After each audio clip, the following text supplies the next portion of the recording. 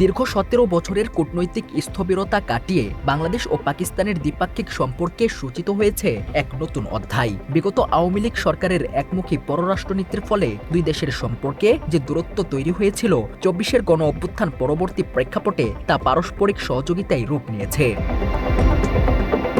দক্ষিণ এশিয়ার এই দুই দেশের দ্বিপাক্ষিক বাণিজ্যে নতুন অধ্যায়ের সূচনা করে পাকিস্তান থেকে গাড়ি আমদানির ঐতিহাসিক সিদ্ধান্ত নিয়েছে বাংলাদেশ। পাকিস্তানের নির্মাতা প্রতিষ্ঠান MGJW মোবাইল পাকিস্তান এবং বাংলাদেশের রেনকন গ্রুপের মধ্যে সম্প্রতি একটি সমঝোতা স্মারক স্বাক্ষরিত হয়েছে।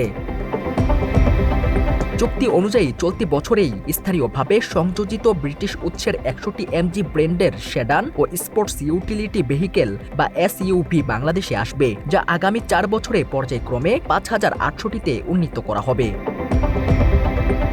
পাকিস্তানের প্রধানমন্ত্রীর শিল্প ও উৎপাদন বিষয়ক বিশেষ সহকারী হারুন আখতার খান এটিকে রপ্তানি বাণিজ্যের মাইলফলক হিসেবে উল্লেখ করেছেন। রেনকন গ্রুপের নির্বাহী পরিচালক মোহাম্মদ মুস্তাফিজুর রশিদ ভুইয়ার মতে, এই উদ্যোগের ফলে জাপানি রিকন্ডিশন ও ভারতীয় ছোট গাড়ির একচ্ছত্র আধিপত্যের বাজারে ভারসাম্যপূর্ণ প্রতিযোগিতা তৈরি হবে এবং ক্রেতারা মানসম্মত গাড়ি পাবে। এর আগেও সাম্প্রতিক সময়ে নানাভাবে বাংলাদেশ এবং পাকিস্তানের মধ্যে সৌহার্দ্যপূর্ণ সম্পর্ক লক্ষ্য করা গেছে। দীর্ঘ ১৪ বছর বন্ধ থাকার পর ২০২৬ সালের ২৯শে জানুয়ারি থেকে বিমান বাংলাদেশ এয়ারলাইন্সের মাধ্যমে ঢাকা ও করাচির মধ্যে সরাসরি ফ্লাইট পুনরায় চালু হয়েছে। উদ্বোধনী ফ্লাইটটি করাচির জিন্নাহ আন্তর্জাতিক বিমানবন্দরে অবতরণ করে এবং সেখানে উষ্ণ সংবর্ধনা জানানো হয়। এ সময় সেখানে যাত্রীদের রাজস্বিক অভ্যর্থনা জানানো হয়, যা পাকিস্তানের রাষ্ট্রীয় টেলিভিশন PTV ও ডন নিউজ সহ আন্তর্জাতিক গণমাধ্যমে গুরুত্বের সঙ্গে প্রচারিত হয়েছে। দুবাই বা কাতার হয়ে যাত্রার ভোগান্তি কমায় এই রুট নিয়ে এমিরেটস সহ বিদেশি এয়ারলাইন্সগুলোও আগ্রহ দেখাচ্ছে। এর ফলে পর্যটন ও চিকিৎসার পাশাপাশি পোশাক, প্রসাধনী, জুয়েলারি এবং কৃষিপণ্য বাণিজ্যে নতুন গতি আসবে। ১৯৭১ সালের পর ২০২৪ সালে প্রথমবারের মতো পানামা পতাকাবাহী জাহাজ ইউয়ান জিয়াংফাং সরাসরি চট্টগ্রাম বন্দরে পৌঁছানোর মাধ্যমে দুই দেশের নৌবাণিজ্যের সূচনা হয়। এতে একদিকে বাঁচবে সময়, আরেকদিকে অর্থ।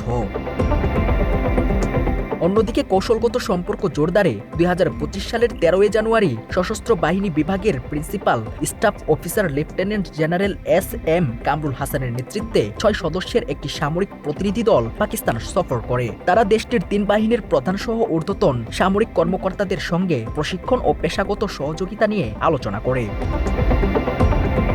এছাড়াও সম্প্রতি বাংলাদেশের উত্তর ও উত্তর পূর্বাঞ্চলে ভয়াবহ পাহাড়ি ঢল ও বন্যায় অর্ধশতাধিক মানুষের প্রাণহানি এবং ব্যাপক ক্ষয়ক্ষতির ঘটনায় পাকিস্তানের প্রধানমন্ত্রী শেহবাজ শরীফ তার ভেরিফাইড এক্স হ্যান্ডেলে গভীর শোক ও সংহতি প্রকাশ করেছেন।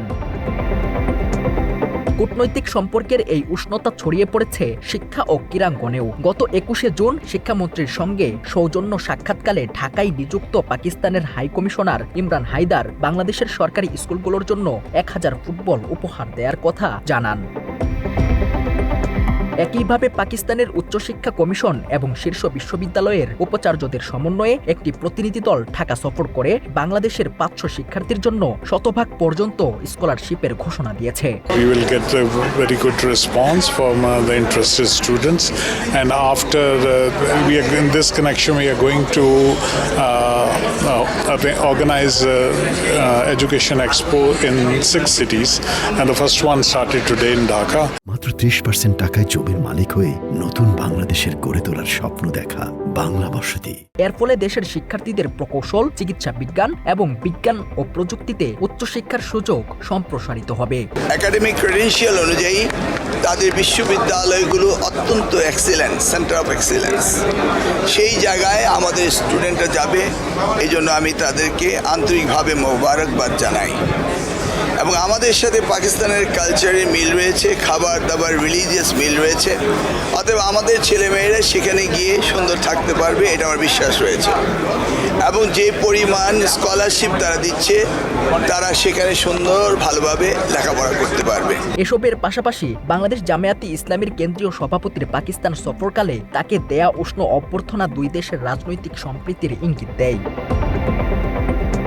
বিশ্লেষকদের মতে কারো একচ্ছত্র প্রভাব এড়িয়ে সমমর্যাদা এবং গিভ অ্যান্ড টেক নীতির ভিত্তিতে বাংলাদেশ পাকিস্তানের এই সমীকরণ আগামী দিনে দক্ষিণ এশিয়ার ভূরাজনীতিতে গুরুত্বপূর্ণ ভূমিকা রাখবে।